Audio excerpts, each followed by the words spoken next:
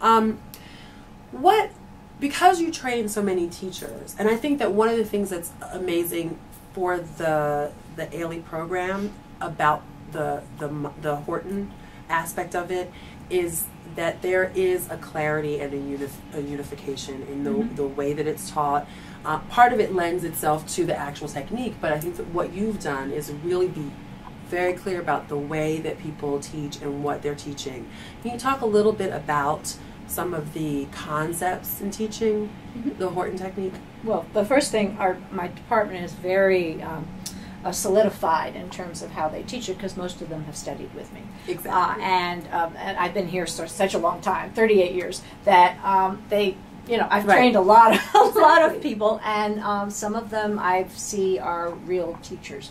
At the way they approached their training, you look at it differently. You don't look at it like, oh, what can I accomplish? You say, oh, how is that done? So that I could see that they were people who were eventually going to want to teach this technique.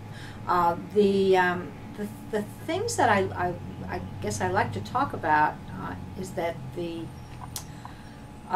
that you have to know where you're going in order to start. Right. You're right. That it's the foundation in this technique is really important, and so you have to explain the fundamentals. I mean, it's like going into ballet class. They have to know what first position is in order to be able to become ballet dancers. To do anything. Yeah, but the other thing, you said something about ballet that I have to come back to. It is really hard to get good at ballet in a short period of time. That's true. I mean, you need to study ballet for years to be good at it, to know all the steps. That is not the case with Horton technique. I think if, again, because the lines are so clear, because it was designed for any body, any kind of body, students can get it much faster. And maybe that whole alignment sort of, because it works within the body. That's right. And ballet kind of doesn't. It works against everything. Well, the art of turning out is artificial. Right. Being parallel is natural. Right. And so he tried to use those things that the body did naturally. He tried to see how many different ways the body could move in its natural way. And so I think that it is accessible to beginning students much more than say a traditional ballet class would be. Which is not to say that beginners can't. You have to obviously start as a beginner in a ballet class, but it does make it easier. Yeah, I think also because the lines are so clear. Like when you're dealing with ballet, you're dealing with a curve of this, or in this épaulement. But when you think about really, it's parallel. It's open. It's either parallel or it's not. It's open. That's a right angle. Yes. Like your eye gets that, and you can really see it, and it's achievable. Like you go like, that's not it. Okay, like that's it. And there's a beauty to. I mean, I love the clarity in it.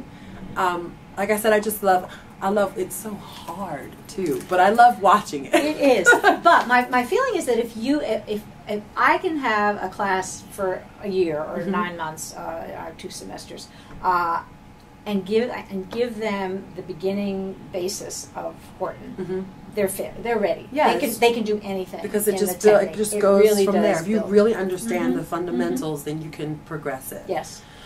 What are some of the mistakes that you see with teachers?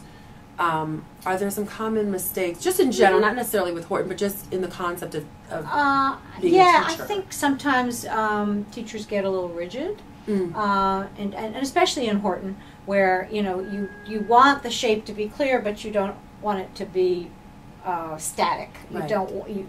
You want them to achieve that lateral T, but it also has to have breath. And it has to have length.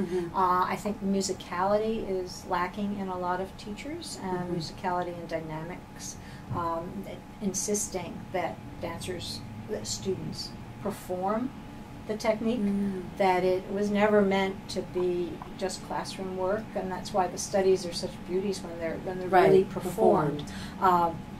Just for a piece of information, the Horton School did not have mirrors Interesting. They always did this technique on a stage. That was the school. Was a so stage. it had already built in a performance element. You didn't worry about what you looked like. It was about that sensing.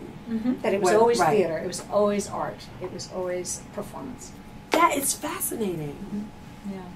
It wasn't until people like Alvin and Carmen and Joyce Trissler and James Stewart left California, came to New York with all these studios. With what are these mirrors? Oh my goodness! And then all the issues started. Is that what a lateral T looks like? Exactly. Then that's when all the issues started. When you got to see it, before it was, you felt fabulous until you looked at yourself and you're like, I'm a mess.